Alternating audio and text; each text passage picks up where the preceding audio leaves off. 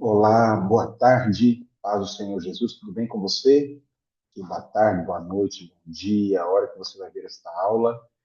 Então, estou aqui para fazer com vocês a aula 2 de Antropologia Cultural com ênfase em religiões, ok? Então, um conteúdo maravilhoso, já tivemos falando bastante sobre a aula um, né, tivemos dois encontros para falar da aula um, que foi sobre antropologia cultural, né? E agora, a aula 2 em diante, vai nos falar sobre a ênfase nas religiões, ok? Então, a ênfase nas religiões é muito importante a gente conhecer as religiões, conhecer a, cada parâmetro, né, das religiões que se apresentam no mundo inteiro. No mundo inteiro tem religiões aí que ocupam, né, ocupam um lugar na, na vida das pessoas, ocupam lugar na, nas culturas, não é verdade? Vou aumentar essa luz aqui para tentar ficar mais ou menos. Então, eu vou apresentar uns slides, estou já há bastante tempo fazendo esses slides, tá? E toda a aula vai ser através desses slides. Então, tem um texto lido. Essa montagem, essa compilação é através do livro, tá? Vou apresentar para vocês, vou compartilhar na tela. Aqui esse livro, né? As religiões do mundo, é o tema do livro, né? As religiões do mundo, contrapontos à luz da Bíblia Sagrada, no seminário. Bom, essa coisa. Bom, muito bem. Então, nós estamos aí na aula 2, né? Antropologia com ênfase cultural, antropologia cultural com ênfase em religiões. E aqui nós vamos ver aí o islamismo, o judaísmo, budismo, hinduísmo e sikhismo. Sikhismo, se pronuncia esta religião, tá bom? Então, nós vamos já começar, tá? Então, As Religiões do Mundo, de Cláudio Branchi, e também olhando o nosso sílabo, né, na aula 2, se você olhar o sílabo, é sobre esse tema, tá bom? Então, nós vamos já entrar nessa abordagem, tá bom? E nesse ponto, né, nós vamos ver aí, né, que o livro apresenta a visão geral, histórica, crenças centrais, práticas, figuras, importante de cada religião, e o objetivo é fornecer conhecimento essencial sobre essas religiões antigas, destacando suas características, né, únicas e influência global. Então, é muito rico, né, o material para conhecer realmente. Então, não é um livro cristão, tá? É um livro que fala sobre religiões. Então, o livro tem os focos principais, introdução, contexto histórico, crenças, práticas, elementos ilustrativos e conhecimento milenar. Tá bom? Então, aí ele examina, o livro examina especificamente as 5 religiões com o maior número de seguidores em todo o mundo. Ele é projetado para ser uma introdução acessível e breve complexidade de cada sistema religioso. O livro provavelmente aborda as origens históricas da religião, doutrinas, rituais, costumes, chaves do islamismo, judaísmo, budismo. A inclusão de imagens, símbolos, tá? Para entender cada religião. O livro enfatiza a longa história e sabedoria duradoura inerente de cada dessas tradições. Okay? Então, esse é o livro, tá? É esse o livro, As Religiões do Mundo. Eu passei um resumo para vocês aí no grupo, né, desse livro. E esse material é feito com a ajuda da inteligência artificial para podermos compilar melhor todos esses assuntos. Eu li o livro todo, é um livro interessante, e li o livro, li o resumo, e realmente dá para tirar muitas coisas importantes para a gente. Então, aí o conteúdo da aula 2 é o judaísmo, né, o islamismo e o budismo, tá? Da aula 2. E cada uma desses enunciados aqui está também lá quando for falar especificamente das religiões, hinduísmo e sikhismo. Eu quero dar uma ênfase nesse sikhismo aqui, porque até postei no grupo um conteúdo só sobre essa religião. Interessante a gente falar sobre ela. Tá? Ela não é muito mencionada, mas é importante a gente abordar. Okay? Vamos lá. Então, o objetivo principal é vamos examinar os contrapontos entre as crenças e práticas dessas religiões e os ensinamentos da Bíblia Sagrada, textos bíblicos que contrapõem cada uma dessas religiões. Okay? Então, vamos começar com o judaísmo, que talvez para nós é a crença mais próxima, né? Ela não é. A gente olha o judaísmo e às vezes pensa, né? É tudo igual, né? A gente está aí, temos a mesma Bíblia, né? Pelo menos a fonte veterotestamentária, no caso, né? Do Antigo Testamento, Velho Testamento, é o mesmo. Então a gente imagina que é tudo igual, é isso aí. Mas o judaísmo ele carrega, né? Muitas simbologias, muitas coisas que a gente precisa estar olhando e percebendo que tem coisa que não dá para a gente colocar, né, no pacote e falar, né, eu sou um pouco judaico também, né? Não tem como, algumas coisas não tem como andar juntas. Então, é uma das religiões monoteístas mais antigas, com raiz em Abraão, tem sua ênfase na Torá, os 5 primeiros livros da Bíblia, quais são? Gênesis, Êxodo, Levítico, Número e Deuteronômio, tá? Escritos aí por Moisés. Então, alguns contrapontos bíblicos. Né? O conceito sobre Deus, a crença em um Deus único, crença em um Deus único, invisível, Deus de Abraão, de Isaac e Jacó, enfatiza a transcendência e justiça divina. E uma perspectiva bíblica é a questão que no Novo Testamento, embora compartilhe a crença do Deus único, o Shema Israel, Deuteronômio 6, ouve, ó Israel, o Senhor Deus é o único Deus. O Novo Testamento revela a natureza trina de Deus, e para o judeu isso é absurdo. Né? Eu tenho visto alguns podcasts de uns judeus, está famoso aí os judeus falando em debates com cristãos, principalmente um com Tassos Licurgo, eu recomendo você assistir. Para o judeu, essa questão da trindade é algo incabível, beira a idolatria. Né? Então, o judeu não aceita essa questão de Deus Pai, Deus Filho e Deus Espírito Santo, e isso é importante. Então, não posso ser judeu no sentido de participar do judaísmo. Como? Embora eles, como o apóstolo Paulo fala lá em Romanos capítulo 9, 10, 11, a importância do povo judeu, que por eles, né, veio Jesus, por ele veio os mandamentos. É verdade, é importante. Mas há um corte que precisamos fazer, ok? Então, como está ali, né, a própria palavra do batismo sobre Jesus, como Jesus ensina, né, batizando em nome do Pai, do Filho e do Espírito Santo. Então, além disso, o cristianismo enfatiza a encarnação de Deus, né, que é Jesus Cristo. 1 João 1, o verbo se fez carne. No princípio era o verbo se fez carne. E é o nosso acesso a Deus através de Cristo. Eu sou o caminho, a verdade e a vida. Ninguém vê o Pai a não ser por mim. Então, é muito importante você veja que quando começa a aprofundar na revelação, o judaísmo já começa a perder força. Não tem como falar assim, sou judeu. Não tem como. O judeu é uma outra religião. O cristianismo é uma outra vertente religiosa, a qual fazemos parte. E não gosto de falar a questão de uma religião que eu tenho, mas em termos sociais, antropológicos, pode-se dizer, é uma religião, mas é um estilo de vida, mudança de vida, transformação de caráter, que é a crença, né, a fé em Jesus Cristo.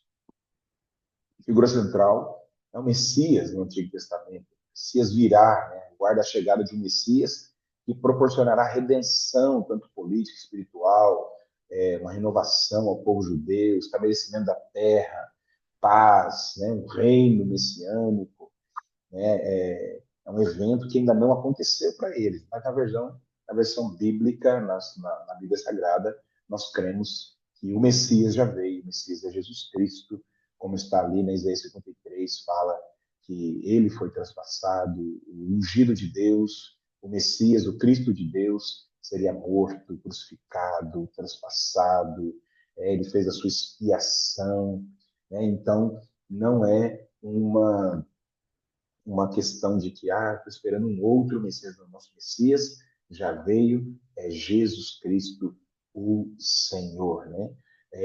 O cristão também crê, né, no futuro glorioso, mas não é aqui nessa terra no sentido de que vai haver um poder, né? Vai haver é, é, uma, uma aparição messiânica que vai ocupar, né, Roma, Jerusalém, ou seja o que for. Não, não é isso, né? Queremos um novo céu, nova terra, na vinda do Senhor, a restauração de todas as coisas, aqui mesmo, em outro lugar, mas não é um plano terreno como nós conhecemos, e sim um plano eterno, divino.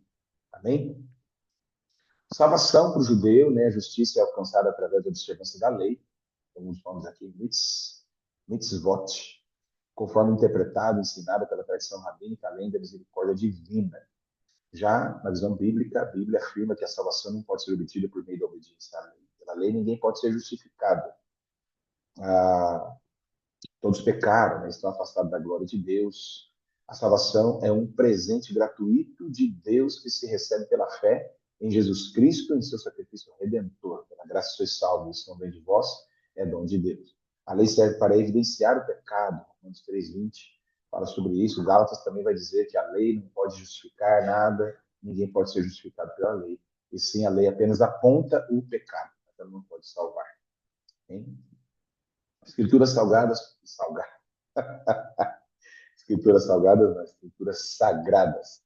Para o judaísmo é a Torá, né, considerada a revelação máxima de Deus a Moisés, o restante da Bíblia hebraica, o Tanakh, e as interpretações bíblicas, como o Talmud, também são de grande importância. Então, a lei, os profetas, os salmos, o que compreende aí toda a Bíblia, para o judeu. Né? Já na perspectiva bíblica, temos aí o Novo Testamento, o Antigo Testamento é reconhecido como palavra de Deus e precursor do Novo Testamento.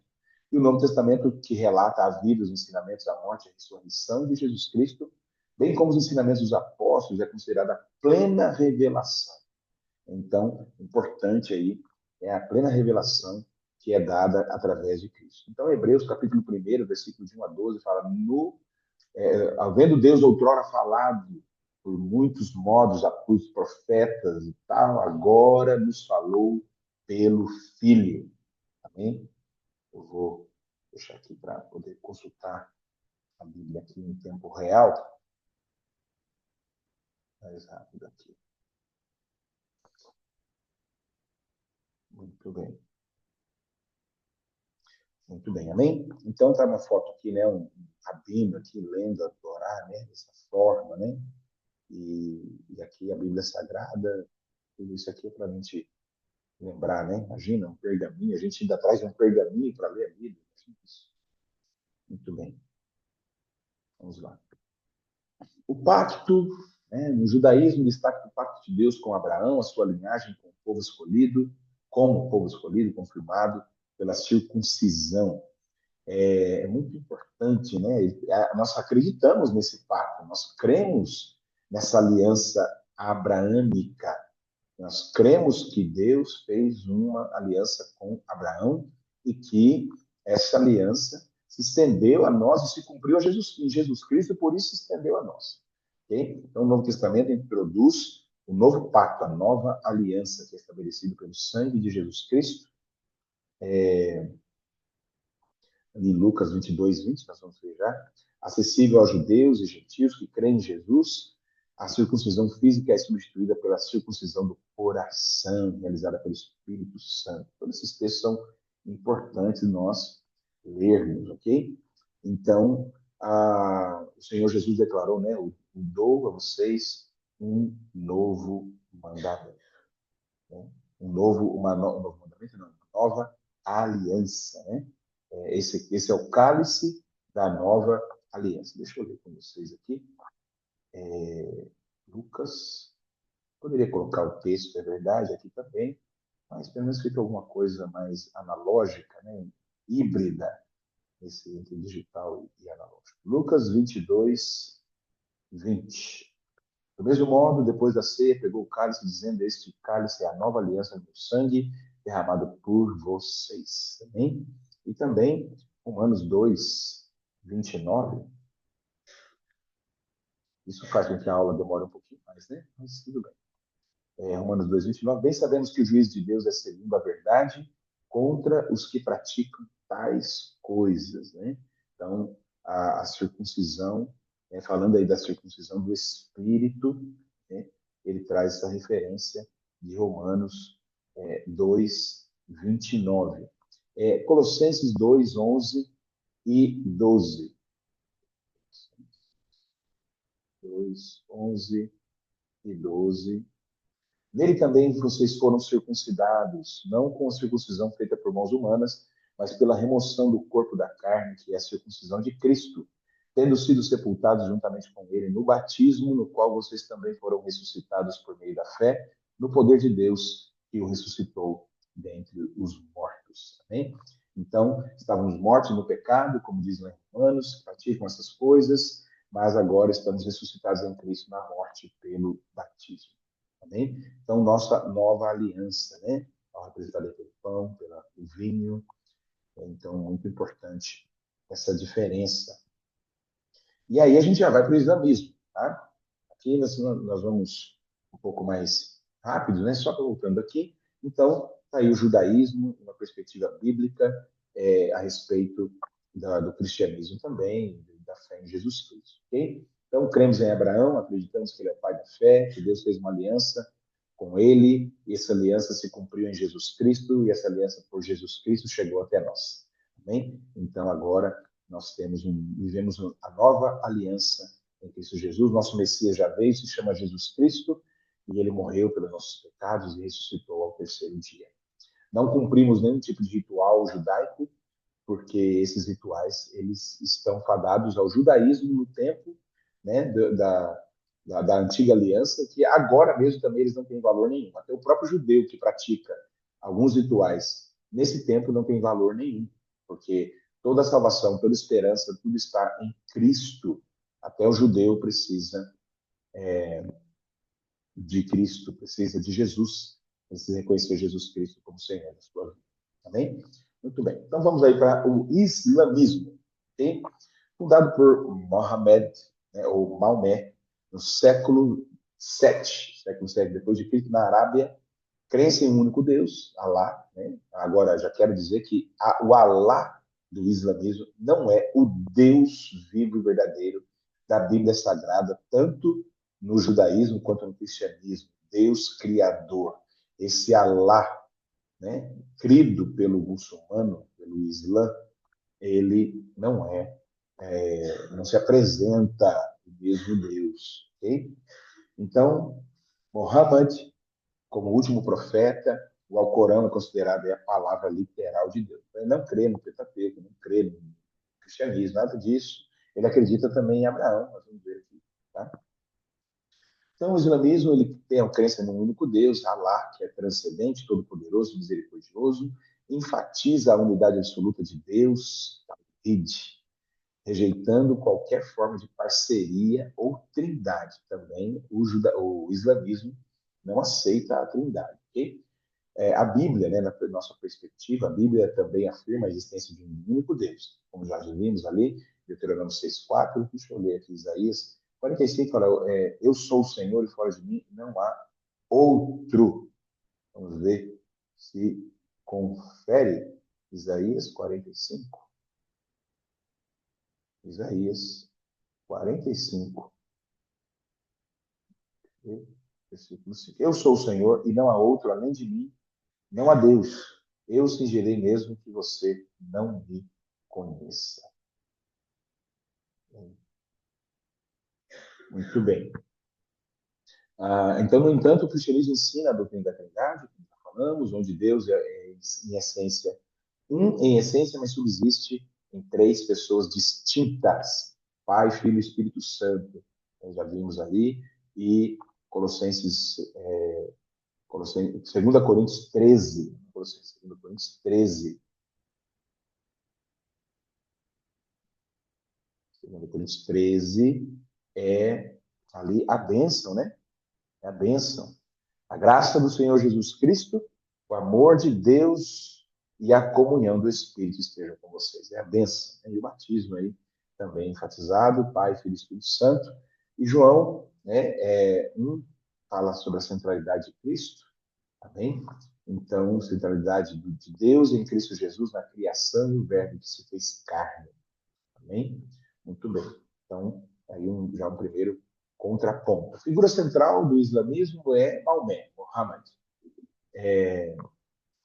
que é considerado o último e mais proeminente profeta de Deus, sendo intermediário da revelação final, o Alcorão. para a humanidade. Profetas anteriores, como Adão, Noé, Abraão, Moisés e Jesus, são reconhecidos, mas acredita-se que seus ensinamentos foram, em parte, alterados, suprimidos pela mensagem de Maomé. Tem uma fotinha aí do Maomé, né?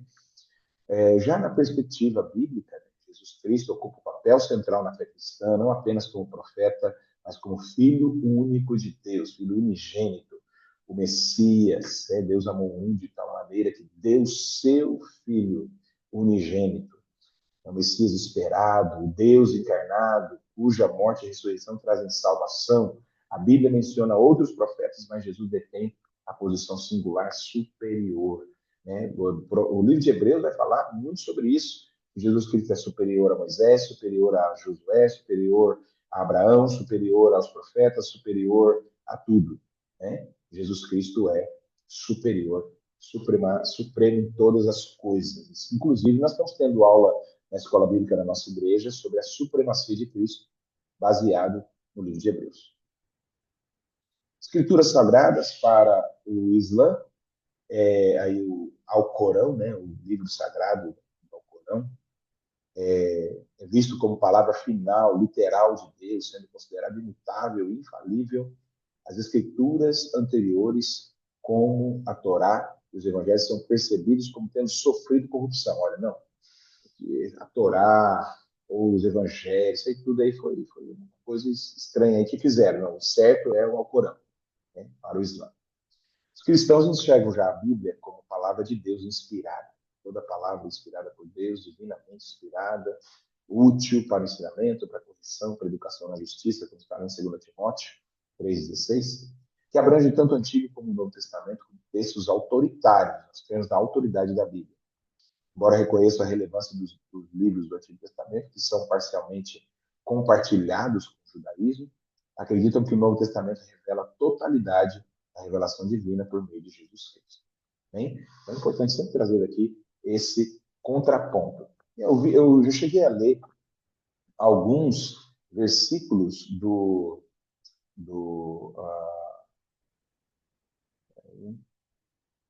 cheguei a ler alguns versículos do Alcorão.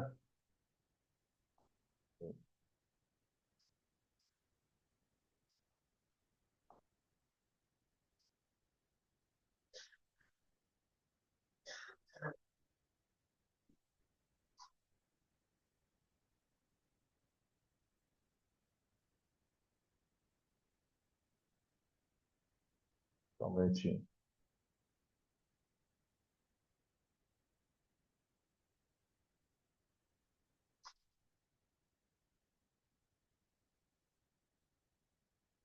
abrir aqui. Tá. Aqui, o Corão estipula ou estimula matar o descrente em Alá. Vamos lá.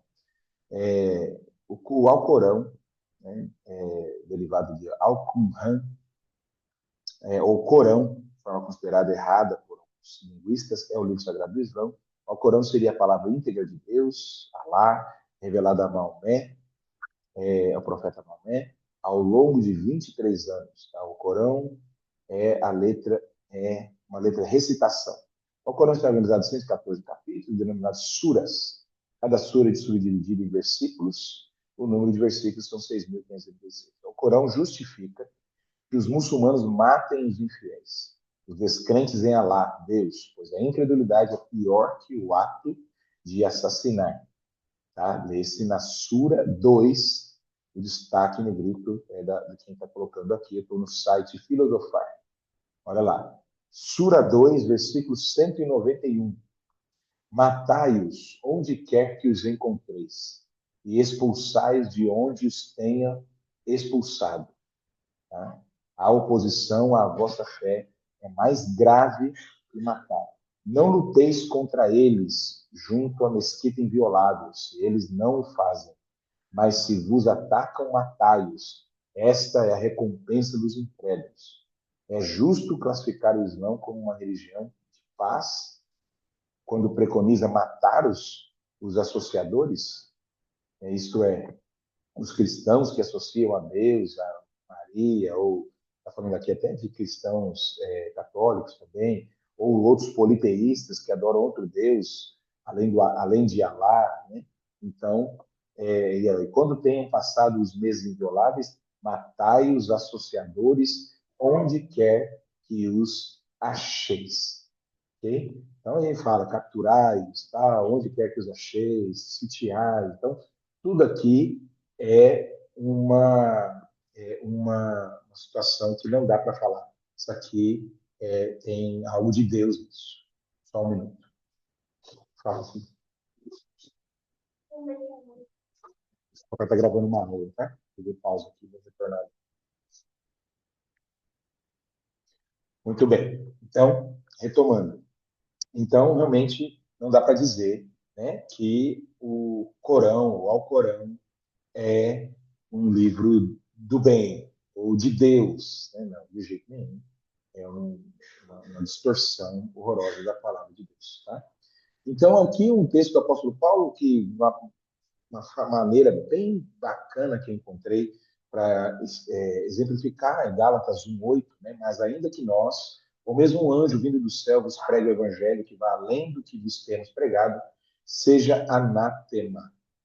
Olha aí, olha que bacana. Mas ainda que nós, né, ou ele, Paulo, ou qualquer outro apóstolo, né, um anjo, Satanás, né, era um anjo, se arrastou, e um terço dos anjos do céu, vá além, né, quando opiniões humanas recebem maior valor do que o que Deus disse, seja pregado, aquele que ensina a Bíblia de forma alterada, Deus tirará sua parte, eu vou te dar indicando outro versículo ali, seja anátema. No grego, a palavra indica uma pessoa excluída do favor divino, entregue à destruição. Então, muito bacana, eu achei essa exposição desse versículo aqui, de Gálatas 1:8, ok? Então, muito bacana. Okay, vamos lá. Vamos lá. Salvação para o islamismo. Salvação para o islamismo, a salvação é alcançada através da submissão à vontade de Alá, porque a própria palavra Islã significa submissão. Da prática dos 5 pilares do Islã, da realização das boas obras, da misericórdia de Alá, não há garantia de salvação e o destino final é determinado por Alá no dia do juízo. Já na perspectiva bíblica, a Bíblia afirma que a salvação é um presente de Deus, obtido pela fé em Jesus Cristo e seu sacrifício pelos pecados. Já citei já Efésios 2, né, salvação pela graça, não vem de vós, é dom de Deus. Mas Romanos 5:1 fala, né, justificados, pois, mediante a fé, temos paz com Deus. As boas obras são fruto da salvação, não sua causa. Aqueles que creem em Cristo podem ter certeza da sua salvação. Também, Romanos 8:1, já não há condenação para aqueles que estão em Cristo Jesus, porque não são chamados segundo a carne, segundo o Espírito. Muito bem. Olha lá. João 5. João 5, versículo 24. João 5, 24. Em verdade vos digo, quem ouve a minha palavra e crê naquele que me enviou tem a vida eterna, não entra em juízo, mas passou da morte para a vida. Amém? Muito bem. Vamos lá. E próximo. Jesus Cristo para o Islã. O islamismo, Jesus é reconhecido como uma figura importante, um profeta de Deus, nascido da Virgem Maria, mas, no entanto, os muçulmanos não creem que ele seja o Filho de Deus, nem que tenha sido crucificado, ressuscitado da forma como os cristãos creem. Eles acreditam que Jesus foi elevado ao céu por Deus. Então, foi elevado ao céu, mas não foi crucificado, não morreu pelos pecados, é um profeta, um homem iluminado. Muitas religiões vão tratar Jesus assim, um homem iluminado. Jesus Cristo, para nós, na verdade, é o Filho de Deus, né? Deus encarnado, as referências bíblicas aí, que morreu na cruz para pagar a penalidade pelos pecados da humanidade, ressuscitou ao terceiro dia, vencendo a morte. Sua morte e ressurreição são fundamentais para a fé cristã. 1 Coríntios 15, muito importante, fala: cremos, né, mas de fato Jesus Cristo morreu segundo as Escrituras e ressuscitou segundo as Escrituras. Hein? Então, muito importante este contraponto.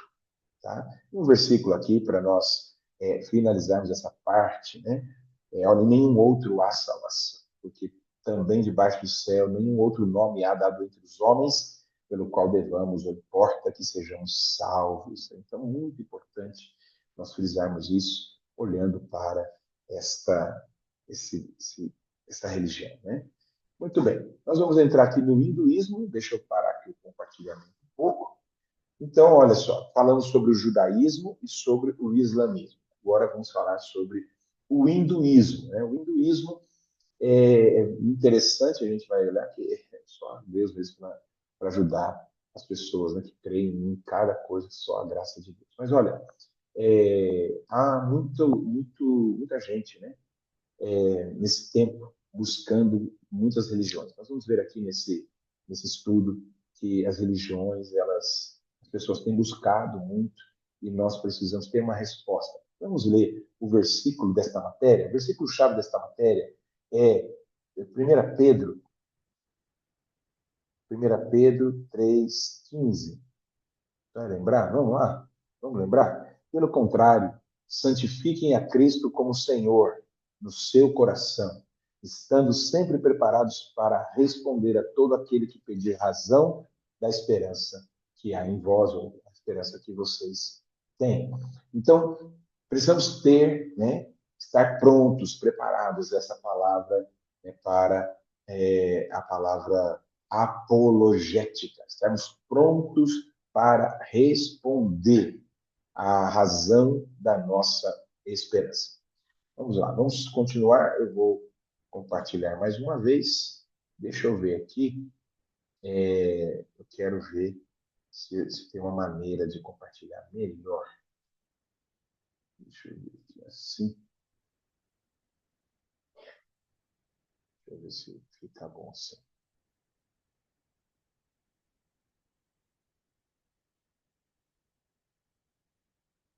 Deu na mesma, né? Foi igual. Ah, ele colocou um fundo preto em mim. Agora que eu vi.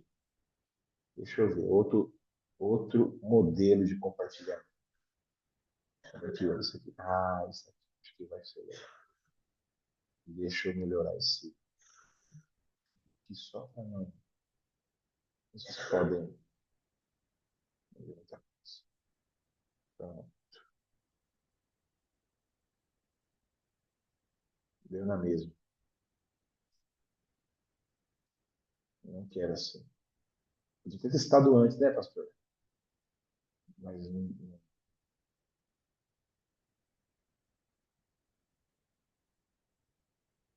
vamos ver se isso vai dar certo.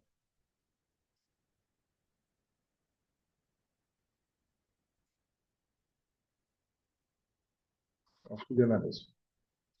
Muito bem. Vamos lá. Então, número 3, o hinduísmo. Okay? Blank aqui que fala é o livro, né? Cláudio Blank. A mais antiga das grandes religiões com raízes profundas no subcontinente indiano. Gente, eu vi isso aqui, meu Deus do céu, é incrível. Vamos lá, vamos nos conter em dar a aula, certo? Vamos lá. Caracteriza-se por um vasto panteão de deuses e deusas, crenças no karma, reencarnação, busca pela moksha, libertação. Isso aqui é interessante, viu? A gente vai olhar isso aqui, várias religiões tratam essa questão do ciclo infinito de reencarnação até encontrar uma libertação para alcançar um nirvana. Vai ver isso aqui. Não possui um único fundador ou escritura central, mas sim uma coleção diversificada de textos sagrados. Muito bem. Olha lá.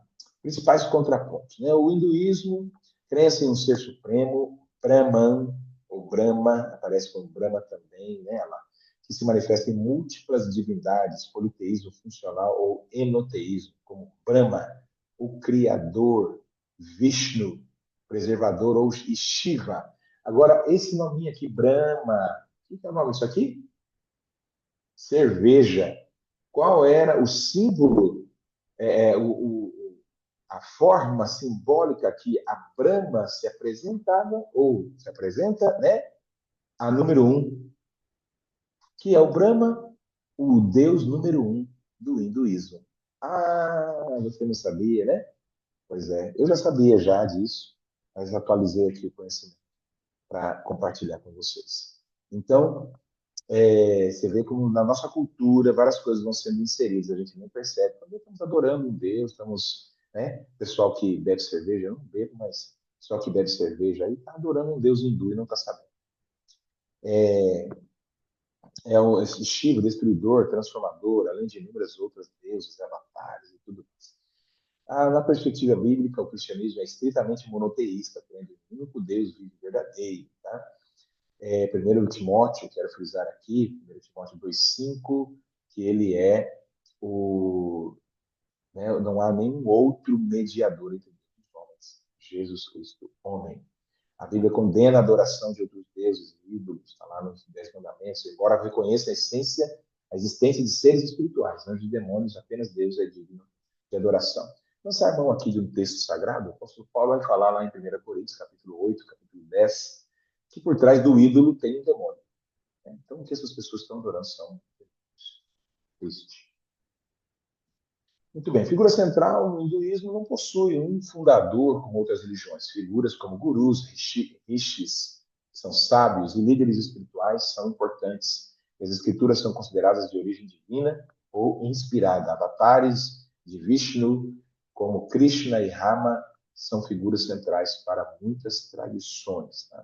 Então, Jesus Cristo, na palavra de Deus, na Bíblia Sagrada, é a figura central do cristianismo, visto como Filho de Deus, né, encarnado, único intermediário entre Deus e o homem, e a revelação completa de Deus para o ser humano, a autoridade suprema, pertence a Deus, a sua palavra escrita, a Bíblia, que é inspirada por ele. Eu quero ler esse texto que eu já citei, mas eu quero lê-lo, Hebreus, capítulo 1, versículo 1 e 2. Antigamente, Deus falou muitas vezes, e de muitas maneiras aos pais pelos profetas, mas, nesses últimos dias, nos falou pelo Filho, letra maiúscula, a quem constituiu o herdeiro de todas as coisas e pelo qual também fez o universo. O versículo 3 diz: o Filho, que é o resplendor da glória de Deus, é a expressão exata do seu ser, sustentando todas as coisas pela sua palavra poderosa, depois de ter feito a purificação dos pecados, assentou-se à direita da majestade nas alturas, tendo se tornado tão superior aos anjos quanto herdou o mais excelente nome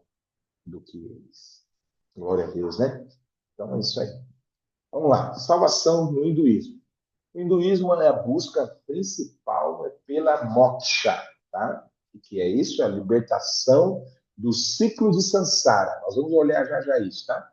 Que é a reencarnação. A reencarnação, então, ela é um problema para essas religiões. Uma pessoa que reencarna, que está reencarnando, é porque essa pessoa está com problema, essa pessoa está com a sua vida, né? Ela fez muito mal, então ela precisa estar voltando num ciclo sem fim, né? Até lembrei a musiquinha do Rei Leão agora, né?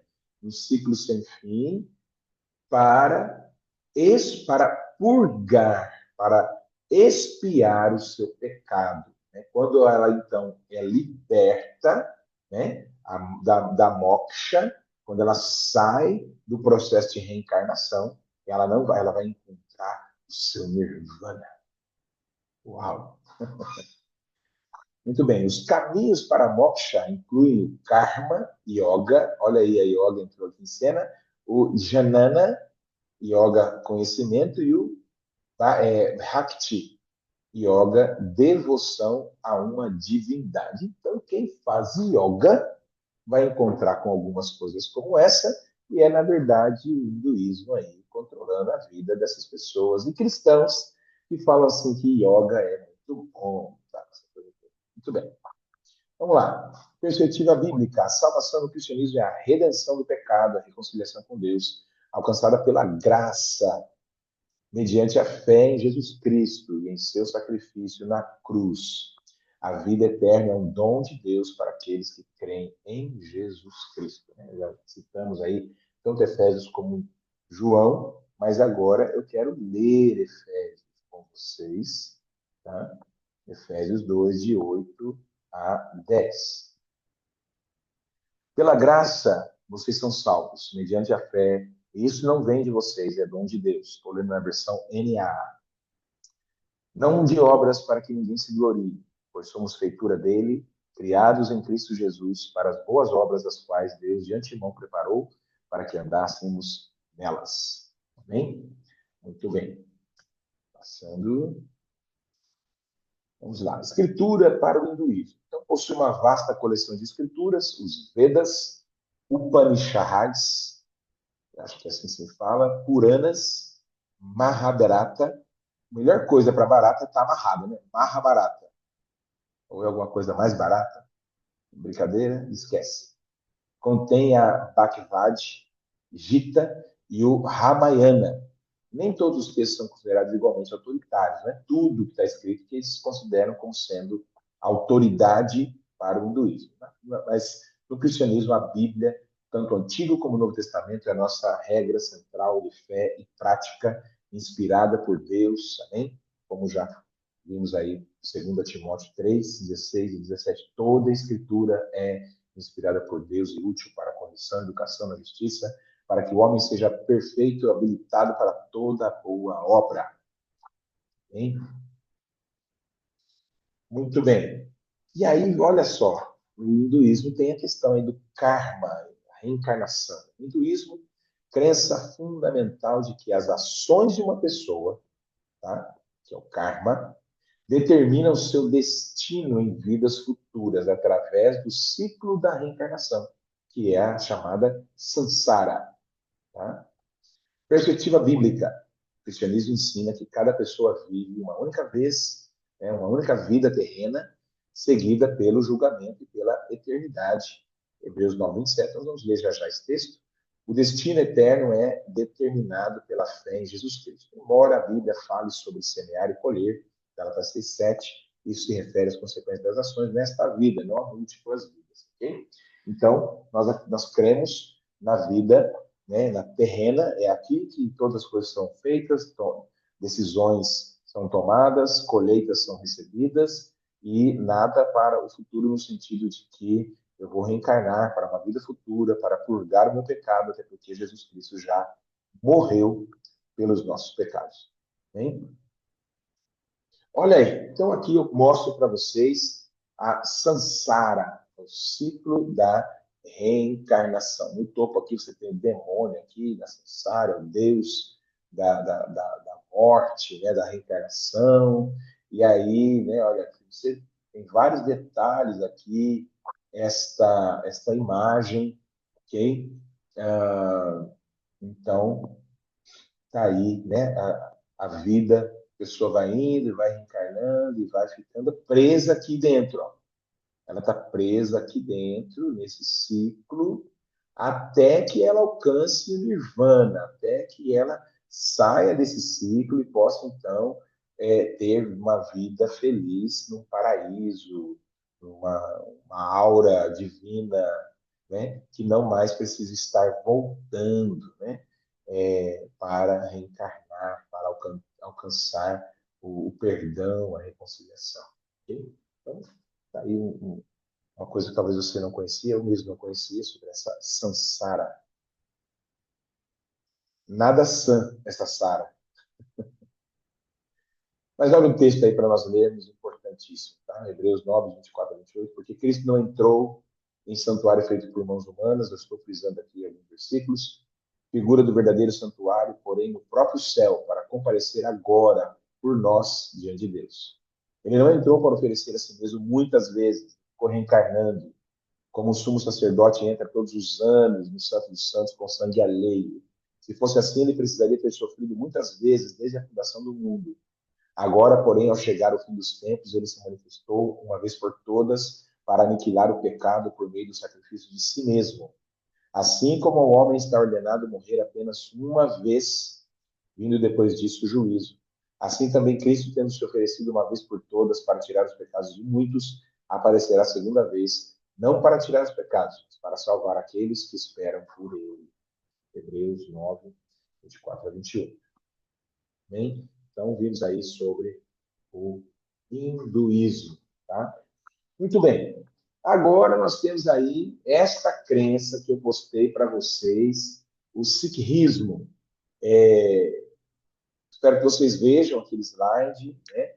que eu postei para vocês, é do Prezi, está lá no grupo, e muito importante você dar uma olhada ali e perceber algumas coisas. Eu vou perguntar na aula presencial, se você viu, eu quero que você veja realmente, tanto essa aula quanto aquele slide que eu postei lá. É muito importante a gente perceber que, em termos de religião, é muito bonito o sikhismo. Eu achei impressionante. Tá? Olha lá, um resumão aqui. Né? Fundado no século XV na região Punjab, noroeste da Índia, por um guru chamado Nanak. Figura central, 10 gurus humanos, sendo o último o livro sagrado, o guru Granth Sahib.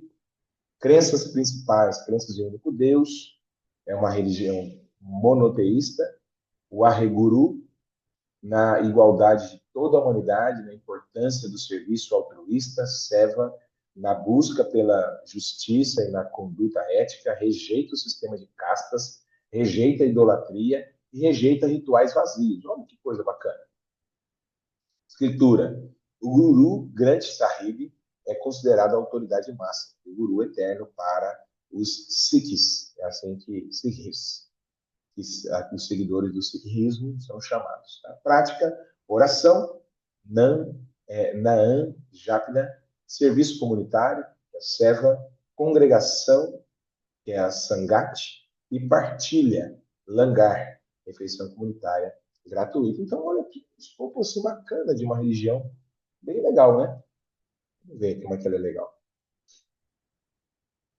Contrapontos bíblicos para esta religião chamada Sikhismo. Conceito de Deus. Enquanto o Sikhismo crê em um único Deus, a natureza desse Deus é a relação com a criação. E a relação com a criação pode diferir da visão treina e pessoal de Deus, do Deus do cristianismo. A figura central é a escritura, a centralidade é uma liagem de gurus humanos e um livro como guru. Eterno, difere da centralidade de Jesus Cristo como Filho de Deus e da Bíblia como palavra inspirada de Deus no cristianismo. Salvação para esta religião, a compreensão da salvação ou libertação, mukti, no Sikhismo, porque eles também, ao invés de ser libertação da samsara, eles falam libertação mukti, que é, no caso, a mesma coisa, sair do ciclo da reencarnação, porque eles acreditam na reencarnação, que envolve a união com Deus através da meditação, boas ações, contrasta com a salvação pela graça, mediante a fé em Jesus Cristo no cristianismo. A natureza de Jesus. O sikhismo geralmente vê Jesus como um profeta, um homem iluminado, mas não como filho de Deus encarnado, como creem os cristãos, como nós cremos. Hein? Então, veja aí os contrapontos bíblicos do sikhismo. E aí o símbolo, gente, do sikhismo, olha aí que coisa bonita. Ele parece um besouro, ele parece uma... Né? Mas, na verdade, é uma espada, tá? E mais duas espadas aqui, tá? Em círculo. A espada do meio simboliza Deus, Deus único para eles. As duas espadas, a justiça humana e a justiça divina, tá? Ou a autoridade humana, a autoridade divina. Nesse caso aqui, representa o poder espiritual, poder temporal e poder espiritual. E o círculo, a comunidade, tá? Agora, eu fiz uma pesquisa, mas o Google quis me convencer de que não tem nada a ver. O símbolo do sikhismo chama Kanda, tá? Com o símbolo da Dudalina, né? Muito semelhante. Eu fiquei encasquetado e fui buscar, né? Se teria alguma similaridade, alguma relação. Parece que não. Parece que o símbolo da Dudalina é uma flor de lis, só remetendo mesmo à questão de algo primoroso, elegante e assim por diante. Mas parece que eu fiquei encasquetado. Mas assim, talvez você já viu esse símbolo em algum lugar, né? Aqui, tá num brinco aqui de uma pessoa. Às vezes você compra uma joia, olha que bonito, tal, é uma espada, são 3 espadas. Ela vai falar que é o Deus Pai, Deus Filho e Deus Espírito Santo.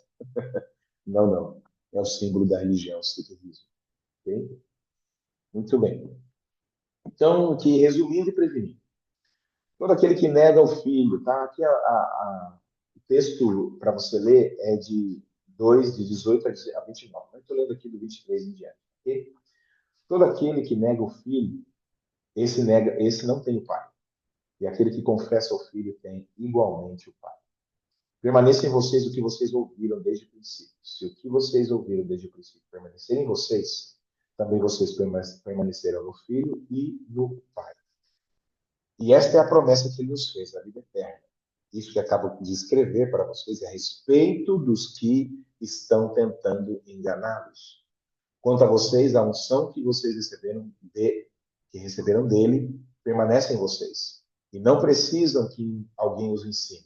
Mas como a unção dele os ensina a respeito de todas as coisas, e é verdadeira e não é falsa, permaneçam nele, como também ela, a unção, ensinou a vocês. Bem? Então, precisamos ter discernimento.